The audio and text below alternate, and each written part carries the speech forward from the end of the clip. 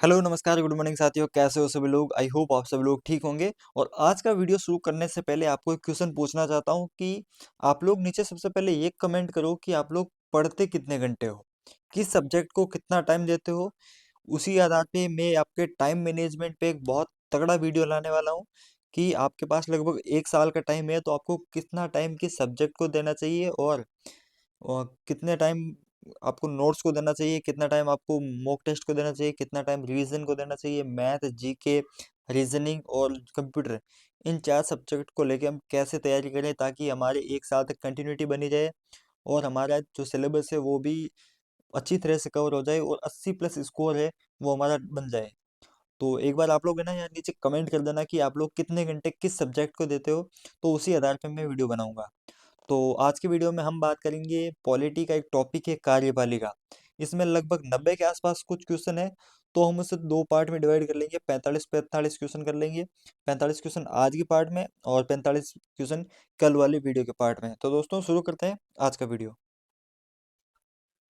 तो दोस्तों आज का हमारा वीडियो है, 1 मिनट। हाँ, तो दोस्तों आज का हमारा पहला क्वेश्चन है, भारत के संविधान के अनुसार भारत के राष्ट्रपति के कार्यकाल में रिक्ति को किस अवधि के दौरान भरा जाएगा। यानी मान लो राष्ट्रपति का जो पद है वो किसी कारणवश खाली हो गया है, तो उसे कितने मंथ के अंतर्गत भरा जाएगा, कितने महीने के अंतर्गत उसके वापस राष्ट्रपति के पद के चुनाव किए जाएंगे। तो ऑप्शन इसमें है 1 माह, दूसरा 6 माह, तीसरा है 3 माह और उसके बाद है 1 वर्ष। तो 6 महीने में आपके वापस चुनाव करवा लिए जाते हैं और राष्ट्रपति का पद वो वापस से भर दिया जाता है।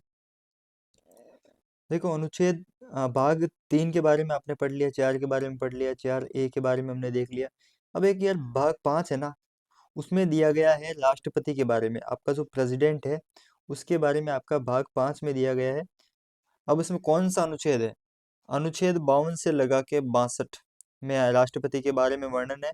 हर बार राष्ट्रपति का नाम आते ही मैं ये चीजें रिपीट करूंगा ताकि आपके क्या आसानी से याद हो जाए। और एक और आपका जो अनुच्छेद 62 है ना, लास्ट वाला, ये याद रख लो, उच्च न्यायालय ने अनुच्छेद 62 को एक संवैधानिक आदेश कहा है। अगला क्वेश्चन देखते हैं। अगला क्वेश्चन नंबर 2, भारत के राष्ट्रपति का निर्वाचन करने वाले निर्वाचक मंडल में निम्नलिखित में से कौन शामिल होते हैं? ऑप्शन है सभी राज्य विधानमंडलों के निर्वाचित सदस्य, दूसरा लोकसभा राज्य विधान सभाओं के सदस्य, तीसरा लोकसभा राज्यसभा तथा राज्य विधानसभाओं के निर्वाचित सदस्य, चौथा राज्यसभा तथा राज्य विधानमंडलों के निर्वाचित सदस्य। तो इसमें आपका ऑप्शन नंबर 3 राइट आंसर है। लोकसभा, राज्यसभा तथा राज्य विधान सभाओं के निर्वाचित सदस्य, जो मनोनीत सदस्य है, वो इसमें भाग नहीं ले सकते। अगला क्वेश्चन नंबर 3, क्या भारत के राष्ट्रपति को निषेधाधिकार है? ऑप्शन है हाँ, दूसरा है केवल धन विधेयकों के लिए, तीसरा इसके बारे में संविधान में कुछ नहीं लिखा है, चौथा है नहीं। तो क्वेश्चन नंबर 3 में आपका ऑप्शन नंबर 1 राइट आंसर है हाँ, भारत के राष्ट्रपति को निषेधाधिकार है। यहाँ निषेधाधिकार का मतलब है वीटो पावर, यानी कोई भी विधेयक को स्वीकृति देने से वो इनकार कर सकता है। अगला क्वेश्चन नंबर 4, भारत में राष्ट्रपति के चुनाव संबंधी विवाद के मामले को निम्नलिखित में से किसके पास भेजा जाएगा? ऑप्शन है निर्वाचन आयोग, दूसरा संसद, फिर तीसरा है भारत का उच्चतम न्यायालय, चौथा है मंत्रिमंडल। तो हम भारत का उच्चतम न्यायालय इसका एकदम राइट आंसर है। राष्ट्रपति और उपराष्ट्रपति के निर्वाचन से उत्पन्न या संबंधी सब शंकाओं और विवादों की जांच और विनिश्चय उच्चतम न्यायालय द्वारा किया जाएगा और उसका निर्णय ही अंतिम निर्णय होगा। अगला हमारे क्वेश्चन नंबर 5, जब भारत के राष्ट्रपति और उपराष्ट्रपति दोनों के पद खाली हो तो उनका काम कौन करेगा? तो उनका काम करेगा भारत का मुख्य न्यायाधीश। मान लो मुख्य न्यायाधीश भी किसी छुट्टी पे है, तो करेगा भारत का जो मुख्य न्याय जो सुप्रीम कोर्ट है उसका जो सबसे वरिष्ठतम न्यायाधीश है, वो अपने भारत के पद का राष्ट्रपति का पद है वो संभालेगा। क्वेश्चन नंबर 6, निम्नलिखित में से राष्ट्रपति की कौन सी समाधान शक्ति के अंतर्गत दंड देने की प्रकृति को बिना बदले उसकी अवधि कम कर दी जाती है? तो इसमें ऑप्शन नंबर 1 है लघुकरण, दूसरा है परिहार, तीसरा है स्थगितकरण, चौथा है प्रविलंबन। तो क्वेश्चन नंबर 6 में आपका ऑप्शन नंबर 2 एकदम राइट आंसर है, परिहार। तो भारतीय संविधान के अनुच्छेद 72 में, ये बहुत इंपॉर्टेंट है, इसको याद रख लेना। 72 के अंतर्गत राष्ट्रपति को किसी अपराध के लिए सिद्ध दोष ठहराए गए किसी व्यक्ति के दंड को क्षमा करने, उसका प्रविलंबन करने, विराम या परिहार करने या फिर दंडादेश के निलंबन, परिहार एवं लघुकरण की शक्ति प्राप्त है। परिहार सजा के स्वरूप को परिवर्तित किए बिना सजा की अवधि को कम करने में समर्थ होता है। उदाहरण के लिए मान लो 2 वर्ष के कठोर कारावास की सजा को 1 वर्ष के कठोर कारावास की सजा में परिवर्तित किया जाता है। अगला हमारा क्वेश्चन नंबर 7, भारत का उपराष्ट्रपति होता है। ऑप्शन ए लोकसभा का अध्यक्ष, दूसरा है लोकसभा का पदेन अध्यक्ष, तीसरा राष्ट्रीय अध्यक्ष, चौथा है शासनाध्यक्ष। तो क्वेश्चन नंबर 7 में ऑप्शन नंबर 2 एकदम राइट आंसर है। राज्यसभा का पदेन अध्यक्ष ही भारत का उपराष्ट्रपति होता है। और वर्तमान में हमारे भारत का उपराष्ट्रपति कौन है, नीचे कमेंट करना है। जिसका कमेंट सबसे अच्छा होगा उसके लिए सरप्राइज गिफ्ट स्टार्ट सरकार जवान फिसल गई, उसके लिए सरप्राइज गिफ्ट देना शुरू करेंगे। जैसे वो दुकानों पे होता है ना, इसके साथ ये गिफ्ट फ्री, उसके साथ ये गिफ्ट फ्री। तो मैं आपसे कुछ नहीं ले रहा हूँ, बस अच्छा से कमेंट करना, उसको एक बहुत अच्छा सरप्राइज गिफ्ट मिलेगा। अगला क्वेश्चन नंबर 8, राष्ट्रपति द्वारा राज्यसभा के कितने सदस्यों को नामित किया जा सकता है। ऑप्शन है 5, 12, कुल सदस्यों का 1/5वां भाग, या फिर 10। अब बात यहाँ की गई है राज्यसभा की, तो क्वेश्चन नंबर 8 में हो जाएगा आपके ऑप्शन नंबर 2 एकदम राइट आंसर, 12, यानी कि राज्यसभा में 12 सदस्य हैं, उनको मनोनीत कर सकता है। और लोकसभा की बात करें तो उसमें 2 एंग्लो भारतीय सदस्यों को मनोनीत करता है। नेक्स्ट हमारा क्वेश्चन है क्वेश्चन नंबर 9, पॉकेट वीटो में भारत के राष्ट्रपति किसी विधेयक को कितने समय के लिए अपने पास रख सकते हैं। ऑप्शन है 1 माह, दूसरा 6 माह, तीसरा 12 माह, चौथा अनिश्चित काल।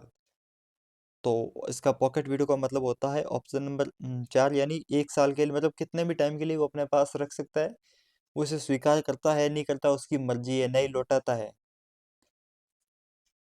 इसका प्रयोग 1986 में राष्ट्रपति जेल सिंह ने भारतीय डाक विभाग संशोधन विधेयक के समय किया था। एक ही बार इसका प्रयोग हुआ है, वो भी हुआ है 1986 में, और राष्ट्रपति का नाम था जेल सिंह। ये जेल सिंह उसका नाम था जिसने एक बार इस विधेयक का इस जो पावर है, वीटो पावर, इसका प्रयोग किया था। अगला हमारे क्वेश्चन नंबर 10, भारत के राष्ट्रपति का नाम बताएं जो निर्विरोध चुने गए थे। ऑप्शन है डॉक्टर शंकर दयाल शर्मा, डॉक्टर नीलम संजीव रेड्डी, तीसरा है डॉक्टर फखरुद्दीन अली अहमद, चौथा है डॉक्टर जाकिर हुसैन। तो ऑप्शन नंबर 2 इसमें राइट आंसर है डॉक्टर नीलम संजीवा रेड्डी। भारत के छठे राष्ट्रपति नीलम संजीवा रेड्डी का सर्वप्रथम निर्विरोध चुनाव हुआ था। क्वेश्चन नंबर 11 है, यदि राष्ट्रपति त्यागपत्र देना चाहे तो वे किसे अपना त्यागपत्र संबोधित करेगा, यानी किसको देगा अपना जो रिजाइन है वो। ऑप्शन है भारत के मुख्य न्यायाधीश, दूसरा है लोकसभा के सचिव को, तीसरा है उपराष्ट्रपति को, चौथा है प्रधानमंत्री को। तो ऑप्शन नंबर 3 इसमें राइट आंसर है उपराष्ट्रपति को। अब ये चीज कहाँ पे लिखी गई है, जो आपका अनुच्छेद 56 है उसमें ये चीज लिखी गई है, उपराष्ट्रपति को अपना त्यागपत्र दे सकता है। अब ये 56 में ही क्यों लिखी गई है, क्योंकि राष्ट्रपति के बारे में 52 से 62 तक चीजें बताई गई है कि ये चीजें, ये अनुच्छेद है आपके राष्ट्रपति से संबंधित है। तो 52 से 62 तक राष्ट्रपति का वर्णन है, तो उसमें बीच में 56 में ये दे दिया कि आप राष्ट्रपति उपराष्ट्रपति को अपना त्यागपत्र दे सकता है, और ये भाग 5 में है। अगला क्वेश्चन नंबर 12, भारत के राष्ट्रपति के चुनाव के लिए नागरिक को कितनी आयु पूरी कर लेनी चाहिए। तो राष्ट्रपति के लिए इसमें ऑप्शन दिए गए हैं 25 वर्ष, 30 वर्ष, 35 वर्ष, या फिर 18 वर्ष। तो क्वेश्चन नंबर 12 में आपका ऑप्शन नंबर 3 एकदम राइट आंसर है, 35 वर्ष। अगर आप 35 साल के हो गए हो तो फिर आप लोग राष्ट्रपति के लिए भी एलिजिबल हो। तो अगर आपकी दिल्ली पुलिस की एज निकल जाए तो आपको चिंता नहीं करनी है, राष्ट्रपति का पद आप लोगों के लिए पड़ा है, उसके लिए ये भी आप तैयारी कर सकते हो। क्वेश्चन नंबर 13, भारत के किस संवैधानिक अधिनियम में मतदान करने की आयु घटाकर 21 वर्ष से 18 वर्ष कर दी गई थी। ऑप्शन है मोस्ट इम्पोर्टेंट, जितने स्टार स्टार लगाए ना वो कहते हैं ना इन्फिनिटी, उतने इम्पोर्टेंट है। संविधान 42वां संशोधन अधिनियम, 61वां, 74वां और 83वां। तो क्वेश्चन नंबर 13 में आपका ऑप्शन नंबर 2 राइट आंसर है, 61वां संविधान संशोधन जो कि हुआ था 1989 में, 1989 में, जिसमें एज को घटा के कर दिया गया 18 साल, कि 18 साल तक आप अगर 18 साल के हो गए हो तो आप लोग वोट दे सकते हो। अगला है क्वेश्चन नंबर 14, भारत के संविधान के अंतर्गत कितने प्रकार की आपातकालीन व्यवस्थाओं पर विचार किया जा सकता है? तो ऑप्शन है आपके कोई नहीं, 2, 3, 4। तो इसमें ऑप्शन नंबर 3, 3 प्रकार की आपकी आपातकालीन व्यवस्थाओं पर विचार किया जा सकता है। अब ये 3 कौन कौन सी है? एक तो युद्ध या बाहरी आक्रमण होता है, और दूसरा है राज्य में संवैधानिक तंत्र विफल होने पर, और तीसरा है वित्तीय आपातकाल। अगला है क्वेश्चन नंबर 15, जब सरकार के विभिन्न अंगों के बीच सत्ता का बंटवारा हो तो उसे कहा जाता है। ऑप्शन है सामुदायिक सरकार, दूसरा है अधिकारों का वितरण, तीसरा है गठबंधन सरकार, चौथा है अधिकारों का एकीकरण। तो इसमें हो गया आपका दूसरा ऑप्शन नंबर 2 राइट आंसर है, अधिकारों का वितरण। अगला क्वेश्चन नंबर 16, भारत में स्वतंत्रता के बाद कितनी बार राष्ट्रीय आपातकाल लागू हो चुका है? Most very very most important, infinity के पापा इन्फिनिटी, मोस्ट इंपोर्टेंट है। एग्जाम में किसी ना किसी शिफ्ट में तो देखने को मिलेगा, हो सकता है आपकी वाले में मिल जाए। तो ऑप्शन है 1 बार, 2 बार, 3 बार या फिर 4 बार। तो इसमें आपका ऑप्शन नंबर 3 है, 3 बार आज तक आपातकाल लग चुका है हमारे देश में, जब से हमारा देश आजाद हुआ है। अब वो 3 बार कौन सा था? भारत में 1962 में चीन का युद्ध हुआ, 1971 में पाकिस्तान का युद्ध हुआ, और 1975 में इंदिरा गांधी द्वारा घोषित कर दिया गया था। अगला है क्वेश्चन 17, भारत के प्रधानमंत्री को निम्नलिखित में से कौन नियुक्त करता है? ऑप्शन है भारत के राष्ट्रपति, भारत के मुख्य न्यायाधीश, तीसरा भारत के महान्यायवादी, चौथा है राज्यपाल। तो क्वेश्चन नंबर 17 में आपका ऑप्शन नंबर 1 राइट आंसर है। भारत का राष्ट्रपति संविधान के भाग 5 के अनुच्छेद 75 के द्वारा उसे प्रदत्त शक्तियों के अनुसार भारत के प्रधानमंत्री को नियुक्त करता है। इस उपबंध के अनुसार राष्ट्रपति प्रधानमंत्री की नियुक्ति करेगा और अन्य मंत्रियों की नियुक्ति राष्ट्रपति प्रधानमंत्री की सलाह पर करेगा। अगला क्वेश्चन नंबर 18, निम्नलिखित में से कौन अनुसूचित क्षेत्रों में परिवर्तन करने के लिए संवैधानिक तौर पर सशक्त है?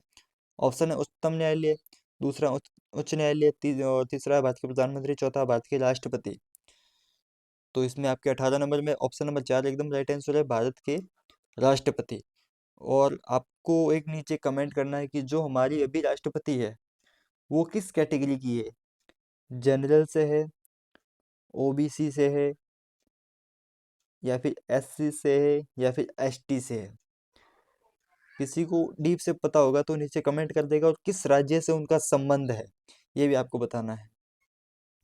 अगला क्वेश्चन नंबर 19, भारत के राष्ट्रपति केवल किसकी लिखित सिफारिश पर राष्ट्रीय आपात स्थिति की उद्घोषणा कर सकते हैं? ऑप्शन है एक प्रधानमंत्री, दूसरा मंत्रिमंडल जिसे केवल संघ के मंत्रिमंडल के सदस्य हो, तीसरा संघ का मंत्रिपरिषद, चौथा है संसद। तो ऑप्शन नंबर 2 इसमें राइट आंसर है, ऐसा मंत्रिमंडल जिसमें केवल संघ के मंत्रिमंडल के सदस्य हो। राष्ट्रपति राष्ट्रीय आपात की घोषणा तभी जारी करेगा जब उसे मंत्रिमंडल का विनिश्चय लिखित रूप से संसूचित किया जाएगा, अर्थात पूरे मंत्रिमंडल के परामर्श से, केवल प्रधानमंत्री के परामर्श से नहीं। ऐसा नहीं कि प्रधानमंत्री ने फोन कर दिया यार आपातकाल लगा दो, ऐसा नहीं चलता। अगला क्वेश्चन नंबर 20, भारत के निम्नलिखित पदासीन उपराष्ट्रपतियों में से किसने राष्ट्रपति के पद के लिए चुनाव लड़ा और हार गए? ऑप्शन है एस राधाकृष्ण, दूसरा है वीवी गिरी, तीसरा है भैरव सिंह शेखावत, चौथा है 2 और 3। तो क्वेश्चन नंबर 20 में ऑप्शन नंबर 3 राइट आंसर है, भैरव सिंह शेखावत। आपको इसमें जो ऐसे क्वेश्चन आते हैं ना उसमें ऑप्शन को देख के आंसर देना है। और ये हारे किससे थे? प्रतिभा देवी सिंह पाटिल से हारे थे। और प्रतिभा देवी सिंह पाटिल भारत की पहली महिला राष्ट्रपति थी। अगला क्वेश्चन नंबर 21, कौन सा राष्ट्रपति पहला आया और कौन सा बाद में? इस कालानुक्रम के अनुसार निम्नलिखित राष्ट्रपतियों के नाम कालानुक्रम में लिखिए। अब इनका कालानुक्रम देखते हैं कैसा क्या है। तो इसमें एपीजे अब्दुल कलाम ये सबसे लास्ट में है, यानी इनको हम रखते हैं डी में। तो हमारा चौथा ऑप्शन तो हो गया इलिमिनेट, ठीक है, चौथा को हम काट देते हैं। और इनमें मान लो सबसे पहले हमारे जाकिर हुसैन साहब वो सबसे पहले हैं, तो बी किसमें पहले हैं, तो बी इसमें अब ए कट गया, ठीक है, ऑप्शन नंबर 2 और 3 में है। अब इनमें देखते हैं कि कौन सा पहले है।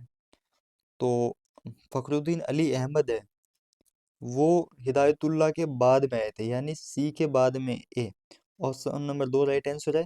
मुझे तो कर्म थोड़ा थोड़ा से याद है तो मैंने कर लिया, अब आपको मैं घर पे आके याद करवा नहीं सकता, खुद ही याद करना पड़ेगा।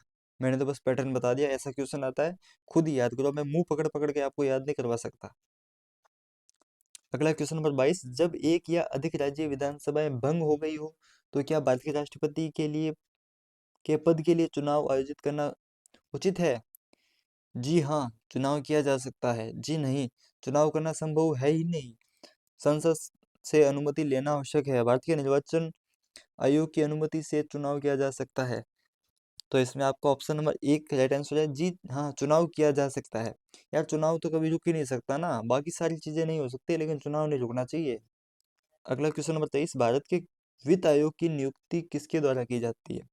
ऑप्शन 1 नंबर भारत का प्रधानमंत्री, भारत का राष्ट्रपति, राज्यसभा का अध्यक्ष, यानी ये उपराष्ट्रपति की बात कर रहा है, समझे।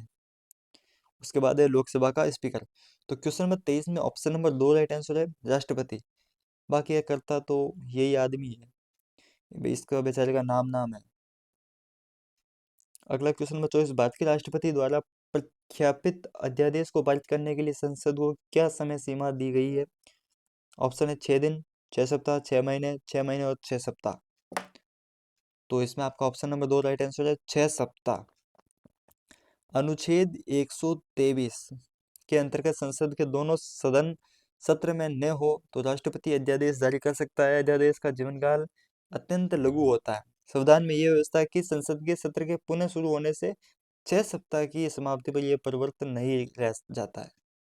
अगला क्वेश्चन नंबर 25, भारत के राष्ट्रपति के चुनाव में जीतने वाले प्रत्याशी को प्राप्त करने चाहिए डाले गए मतों का अधिकांश, डाले गए मतों का 66%, डाले गए मतों का 50%, 50% से अधिक और डाले गए कुल मतों का बहुमत। तो इसमें आपका ऑप्शन नंबर 4 जो एकदम राइट आंसर है। अगला क्वेश्चन नंबर 26, सरकार की राष्ट्रपति प्रणाली के अधीन कार्यकारिणी के सदस्य विधानमंडल के दोनों सदनों से लिए जाते हैं। केवल लोकसभा विधानमंडल के किसी भी सदन के सदस्य नहीं होते हैं। नियुक्ति के बाद विधानमंडल के सदस्य बनते हैं। अब जो कार्यकारिणी के सदस्य, तो ऑप्शन नंबर 3 इसमें एकदम राइट आंसर है, विधानमंडल के किसी भी सदन के सदस्य नहीं होते हैं। अगला इसमें क्वेश्चन नंबर 27, उपराष्ट्रपति ये क्या होता है? लोकसभा का सदस्य होता है, राज्यसभा का सदस्य होता है, किसी भी सदन का सदस्य नहीं होता है, सांसद यानी संसद सदस्य नहीं होता है। तो ये हो गया उपराष्ट्रपति अपना ऑप्शन नंबर 4, सांसद नहीं होता है, संसद का सदस्य नहीं होता है। संविधान के अनुच्छेद 66 के अनुसार उपराष्ट्रपति संसद के किसी सदन का सदस्य या किसी राज्य के विधानमंडल के किसी सदन का सदस्य नहीं होगा। यदि संसद के किसी सदन या किसी राज्य के विधानमंडल के किसी सदन का कोई सदस्य उपराष्ट्रपति निर्वाचित हो जाता है तो ये समझा जाएगा कि उसने उस सदन में अपना स्थान उपराष्ट्रपति के रूप में अपने पद ग्रहण की तारीख से रिक्त कर दिया है। अगला है अपना क्वेश्चन नंबर 28, निम्न में से अध्यक्षात्मक यानी राष्ट्रपति वाली सरकार किस प्रकार से बनती है? ऑप्शन है कार्यकाल की निश्चित अवधि, दूसरा कार्यपालिका का विधानमंडल के सदस्यों के बीच कोई दोहराव नहीं, तीसरा राष्ट्रपति का लोकमत द्वारा चुनाव, चौथा है उपयुक्त सभी। तो क्वेश्चन नंबर 28 में आपका जो ऑप्शन नंबर 4 है वो एकदम राइट है, इसमें आपके तीनों एकदम राइट है। अगला क्वेश्चन नंबर 29, राष्ट्रपति द्वारा संसद के दोनों सदनों के लिए कुल कितने सदस्यों को नामित किया जा सकता है? किसके लिए बात, दोनों सदनों के लिए बात की गई है ना। तो राज्यसभा के लिए तो है 12, लोकसभा के लिए है 4, टोटल हो गए, लोकसभा के लिए 2 है, टोटल हो गए 14। तो ऑप्शन नंबर 4 एकदम राइट आंसर है। और किस अनुच्छेद के तहत? तो अनुच्छेद 80 के तहत, ये भी याद रखो। अगला क्वेश्चन नंबर 30, भारत के राष्ट्रपति को किस प्रकार चुना जाता है? जनता के द्वारा, एकल हस्तांतरण वोट द्वारा, तीसरा है द्वितीय निर्वाचन प्रणाली द्वारा, या सभी विकल्प सही है। तो ऑप्शन नंबर 2 राइट है इसमें। भारत के चुनाव के बारे में, राष्ट्रपति के चुनाव के बारे में कभी भी पूछा जाता है तो ये शब्द याद रखो, एकल, एकल हस्तांतरण। अगला हमारा क्वेश्चन नंबर 31, भारत के नियंत्रक एवं मालिका परीक्षक की नियुक्ति कौन करता है? ऑप्शन है प्रधानमंत्री, राष्ट्रपति, वित्त मंत्री, या फिर लोकसभा का अध्यक्ष होगा, इसमें पूरा लिखा नहीं है। ऑप्शन नंबर 2 इसमें राइट आंसर है। भारत के जो वित्त आयोग है, वित्त आयोग क्या, हाँ, भारत के जितने भी वित्त आयोग है और ये नियंत्रक है, मालिका परीक्षक है, लगभग सभी की नियुक्ति है वो राष्ट्रपति के द्वारा किया जाता है, उसमें प्रधानमंत्री की सलाह ली जाती है। अगला क्वेश्चन नंबर 32, भारत के राष्ट्रपति को स्वेच्छा निर्णय अधिकार के अंतर्गत क्या प्राप्त है? ऑप्शन नंबर, किसी राज्य में राष्ट्रपति शासन लागू करना, प्रधानमंत्री की नियुक्ति, मुख्य चुनाव आयुक्त की नियुक्ति, वित्तीय आपातकाल की घोषणा करना। तो इसमें आपका ऑप्शन नंबर 2 एकदम राइट आंसर है। भारत के राष्ट्रपति को स्वेच्छा निर्णय अधिकार, विवेकाधिकार के अंतर्गत वो ये कह सकती है कि प्रधानमंत्री की नियुक्ति मतलब वो खुद कर सकती है, बाकी कुछ भी खुद नहीं कर सकती है। ना तो राष्ट्रपति शासन लागू कर सकती है, खुद का नाम ही राष्ट्रपति है फिर भी, और ना मुख्य चुनाव आयुक्त की नियुक्ति की जा सकती है। इसके लिए भी प्रधानमंत्री का मिस कॉल जाता है इनके पास में, तब उसकी नियुक्ति होती है। इसके अलावा ना वित्तीय आपातकाल घोषित कर सकती है। और अब आपको एक नीचे एक क्वेश्चन का आंसर देना, भारत में वित्तीय आपातकाल कितनी बार आज तक घोषित किया गया है? क्वेश्चन नंबर 33, जब उपराष्ट्रपति कार्यवाहक राष्ट्रपति हो तो उसे राष्ट्रपति और उपराष्ट्रपति दोनों की सभी शक्तियां और प्रकार ये प्राप्त होंगे। राष्ट्रपति के सभी भत्ते विशेषाधिकार प्राप्त होंगे। राज्यसभा के सभापति के रूप में कार्य करना जारी रखना होगा। तो इसमें आपका ऑप्शन नंबर 4, केवल 2, यानी राष्ट्रपति के सभी भत्ते और विशेषाधिकार प्राप्त होंगे, यही सही है। जब उपराष्ट्रपति राष्ट्रपति के पद के रूप में कार्य करता है तो उसे सारी सैलरी राष्ट्रपति के अनुसार मिलेगी, वो सारा काम राष्ट्रपति का देखेगा। लेकिन अब जब उपराष्ट्रपति राष्ट्रपति का काम देख रहा है तो उस टाइम पे उपराष्ट्रपति के काम है वो कौन करेगा, इसके बारे में हमारे संविधान में उल्लेख ही नहीं है। वो है ना, संविधान उसका रिवीजन करना भूल गया, उस वजह से वो उसने वो पेज ही खाली रह गया था। अगला है हमारा क्वेश्चन नंबर 34,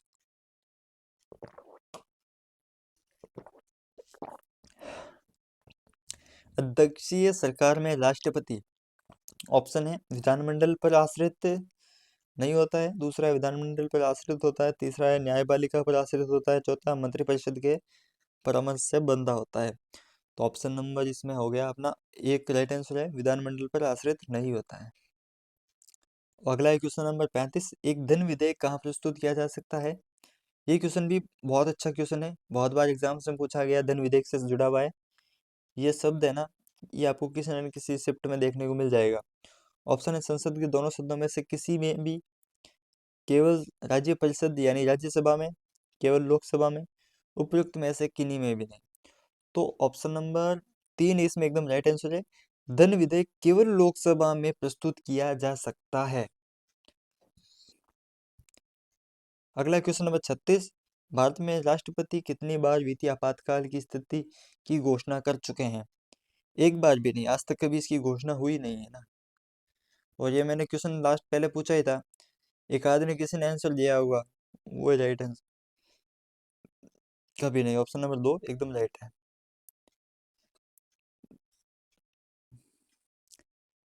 नेक्स्ट क्वेश्चन है हमारा क्वेश्चन नंबर 37, निम्नलिखित में से राष्ट्रपति के किस समाधान शक्ति के अंतर्गत दंड की प्रकृति को नम कर दिया जाता है?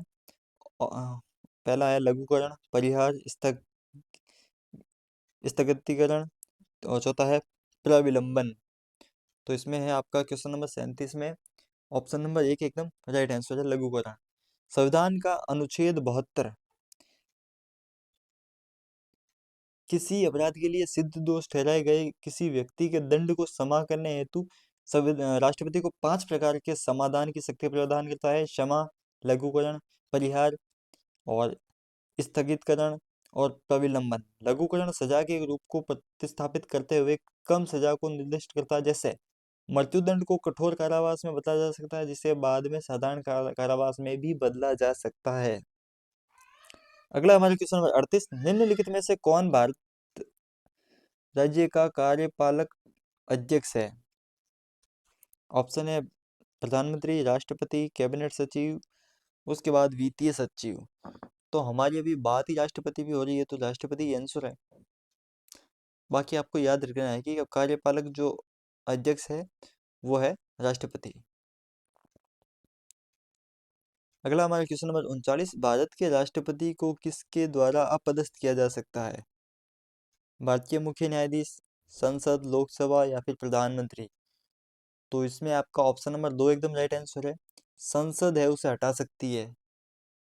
और वो किस तरह हटा सकती है? वो एक महाभियोग ला सकती है, अनुच्छेद 61, वेरी वेरी मोस्ट इम्पोर्टेंट है, वेरी वेरी मोस्ट इम्पोर्टेंट आपका अनुच्छेद 61 राष्ट्रपति के विरुद्ध महाभियोग, ये इतना सा याद रखना है। महाभियोग की प्रक्रिया के द्वारा ही राष्ट्रपति को हटाया जा सकता है। अगला है क्वेश्चन नंबर 40, स्वतंत्र भारत के प्रथम राष्ट्रपति कौन थे? यार इसका जो आंसर है वो तो आपको नीचे कमेंट में देना होगा, मुझे यार ये क्वेश्चन नहीं पता।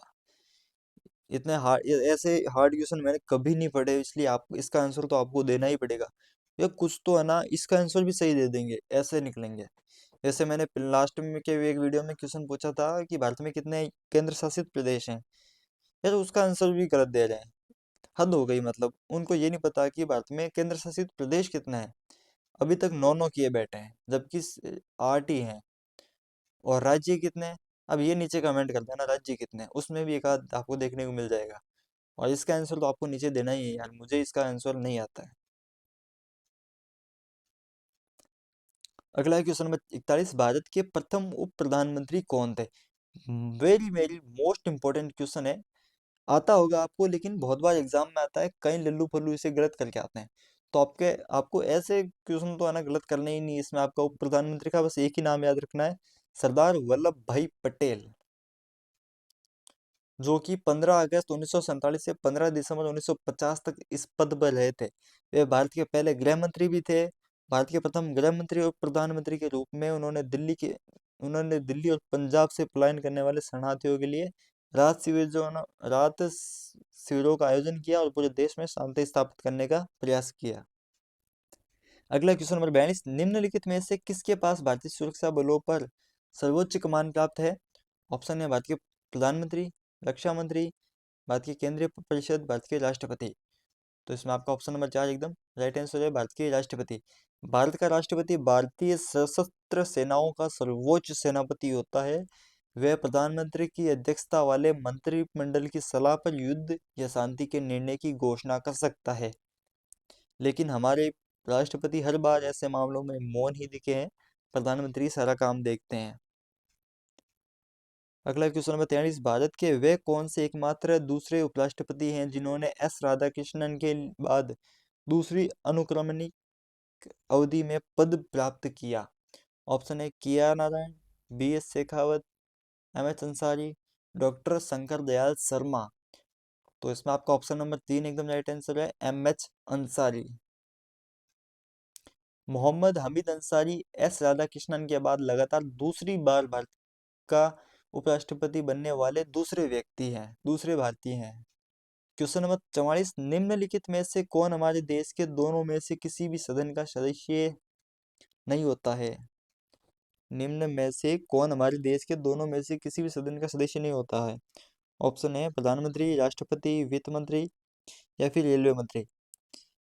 प्रधानमंत्री होते हैं, वित्त मंत्री होते हैं, रेलवे मंत्री होते हैं, राष्ट्रपति नहीं होते हैं भाई। और इसमें 44 में हाँ, हमारा आज का क्वेश्चन है, लास्ट क्वेश्चन है 45 नंबर, निम्नलिखित राष्ट्रपतियों ने जिस क्रम में सेवा की उसमें निम्नलिखित में से कौन सा क्रम सही है? अब आपको देखना है, जिसने क्रम याद किया है वो तो कर लेगा, जिसने नहीं किया है वो फेल हो जाएगा, और कुछ नहीं। आपको इसमें देखना है कौन सा पहले था कौन सा बाद। अब देखो, जहां तक मुझे याद है, जो एन एस रेड्डी है वो सबसे पहले थे, तो चौथा ऑप्शन इलिमिनेट कर दिया मैंने, ठीक है। ये होता है एलिमिनेशन मेथड। और इसके बाद मुझे पता है कि नीलम सचिवा रेड्डी के बाद में जेल सिंह थे। तो जेल सिंह थे तो वो तो एक में ही है, यानी एक राइट आंसर हो गया। और दो और तीन को मैं तो काट सकता हूँ बुरी तरह से। तो दोस्तों अब बस अपने एग्जाम की तैयारी पे फोकस रखो, और आज का क्वेश्चन ये लास्ट क्वेश्चन है। बाकी इसके और भी क्वेश्चन है, लगभग 45 से 46 क्वेश्चन और हैं, वो हम अगले पार्ट में देखेंगे। तो दोस्तों इसके अलावा आपका कोई भी डाउट हो तो आप लोग नीचे कमेंट कर दिया करो। और जो भी साथी व्हाट्सएप ग्रुप में जुड़ना चाहते हैं, वहाँ पे मैं अपना पीडीएफ शेयर कर देता हूँ, टेलीग्राम ग्रुप में भी शेयर करता हूँ। तो जो भी साथी व्हाट्सएप ग्रुप में जुड़ना चाहते हैं, नीचे मैं अपने व्हाट्सएप नंबर दे रहा हूँ, वहाँ पे मैसेज कर दो। लड़कों के लिए और लड़कियों के लिए अलग अलग मैंने व्हाट्सएप ग्रुप बना रखे हैं। तो दोस्तों आज का दिन आपके लिए शुभ हो। बाकी मिलते हैं अगले वीडियो में, तब तक के लिए गुड बाय।